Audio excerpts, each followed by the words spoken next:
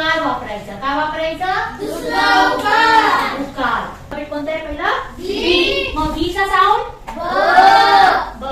आता मी double E साठी काय द्यायचं सांगितलं? दुसरी वेलांटी. दुसरी वेलांटी. काय शब्द झाला? बी.